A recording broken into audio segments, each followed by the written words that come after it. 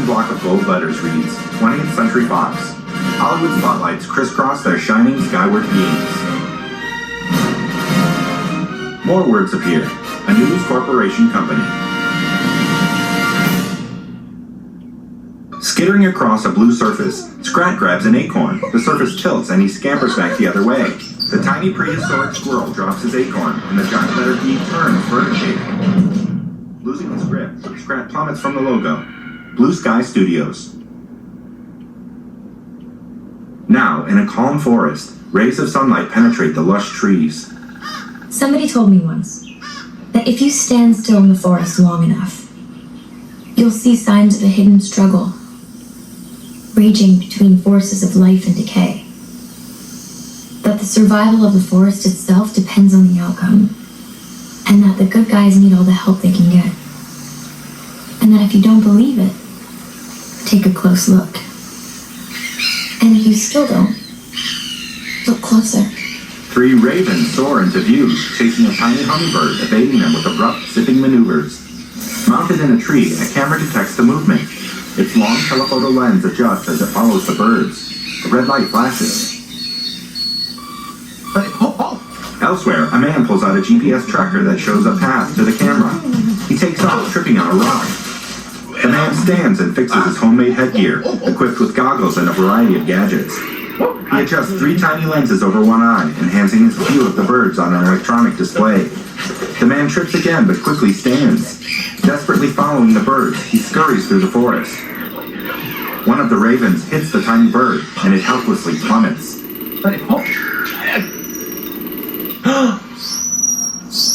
The man lumbers forward, but faceplants as the bird lands. He carefully lifts the red-throated hummingbird with a vibrant green body and white belly. Flipping up his goggles, the man puts on round eyeglasses and examines the bird closely. Thin reins lead from its beak to a tiny saddle on its back. The man's eyes widen, and a bewildered smile spreads on his face. Standing, he gazes upward. We stare down at him as we ascend high into the trees. The ravens zip by our soaring view, gliding between thick tree branches. As one pumps its wings, another lifts its beak with a ferocious little creature on its back.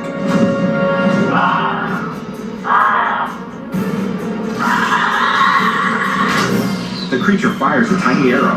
Hanging from a branch, a tiny young man in green armor barely dodges it. The creature fires another, and he loses his grip. As the tiny man clings to another branch, an arrow nearly hits his arm. The wood bubbles and hardens beneath the arrow's tip. The nimble young man leaps several feet as the raven swoops by.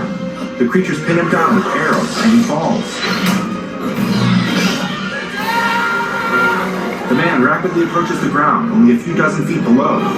He grabs hold of a slender limb, knocking leaves off as he slides to the end.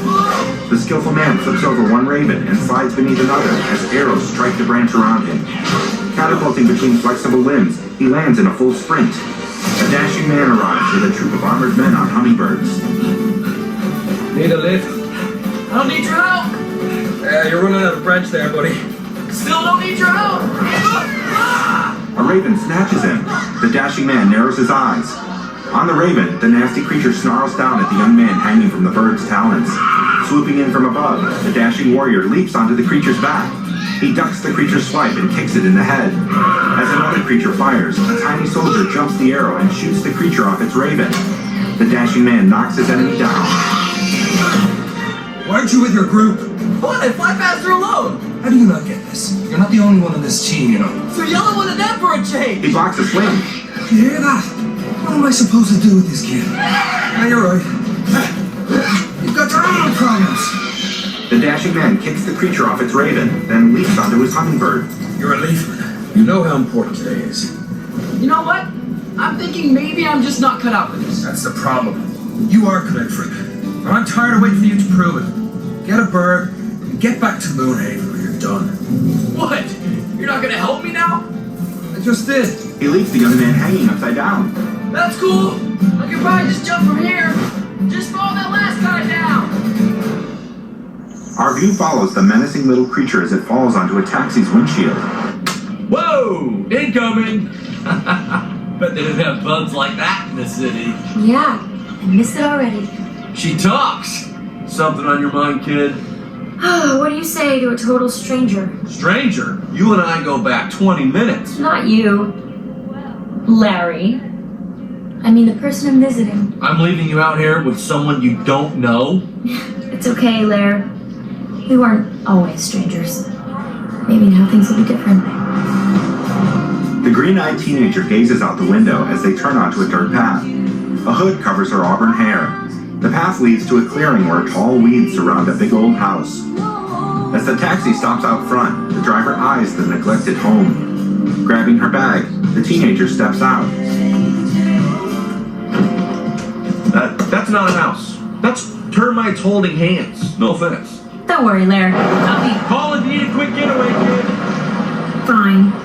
Facing the house, she removes her hood. The teen approaches the front door, rolling her suitcase behind her. The dirt path forms a circle in the weed-filled yard.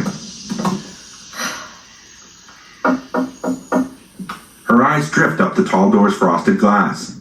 Stepping aside, she peers through a slender window pane beside it. The door slowly swings open into the quiet, spacious house. Hello? She looks toward a winding wooden staircase. Anyone home? The teen steps onto the hardwood floor and proceeds down the main hall. She passes a wide arched doorway leading to a room cluttered with electronic equipment. Hello? Stopping, she finds 2 insect display cases on the wall. The teen leans close to a third case, examining the tiny weapons and armor inside. The man from the woods rushes inside without noticing the girl. He spastically searches cluttered shelves, then grabs a book and moves right past her into a study. She watches closely. Let's see. Made of, oh god, I don't know, polished acorn shell and thin leather, perhaps mouse hide. Correction, not mouse hide. True, perhaps, or, He examines the tiny saddle with a magnifying glass. Hi, Dad. Hello! He whips around.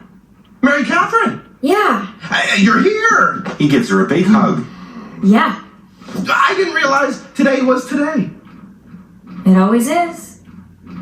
Hey, let me look at you! Oh, you look just like your mother. Well, I mean, like she did. I mean, you would, yeah, if, you know, I mean, do you want to talk about it, if that's... Thanks. What? But I've been reading up on the 5 stages of grief. I'm working through them myself. I'm good like that. There actually are a few things I'd like to talk about. Oh, Ozzy! He dives on a plump hug. Look who's back! Ozzy? He's still alive? I mean, well, you know, most of them. You know, he may be down to 3 legs, but he'll make a break for it the first chance he gets. Ozzy, go say hi! Here, boy! And there he goes. His depth perception's a little off, and he has a tendency to run in circles. Hey, but that was closer than usual, you know? He remembers you. Later, he leads Mary Catherine upstairs. So, I have a little surprise for you up here. Just follow me. Look. She lifts the chubby pug. Ozzy! No kisses. Well, here we are. Welcome home. She enters a little girl's pink bedroom. It's like I never left. All your things are here, you know. You got your dolls and your pictures, your turtle. Oh dear. Well, it's good to have you back, Mary Catherine. Actually, I go by MK now. Oh, MK. Well, I like that. It's more grown up. Oh, His GPS flashes. Do you have to get that? oh no. That was just one of my sensors. I got a lot going on right now. You know, today is actually a highly unusual day. There's both a full moon tonight and the summer solstice, which only coincide every 100 years or so. So, you know, I mean, you can imagine, you know, it's just crazy over here. Hey, you probably want some time to settle in. I'm just gonna let you be. Make yourself at home, Mary Catherine. Oh, nope. Who's Mary Catherine? MK, I mean. As her father rushes off, MK slumps forward.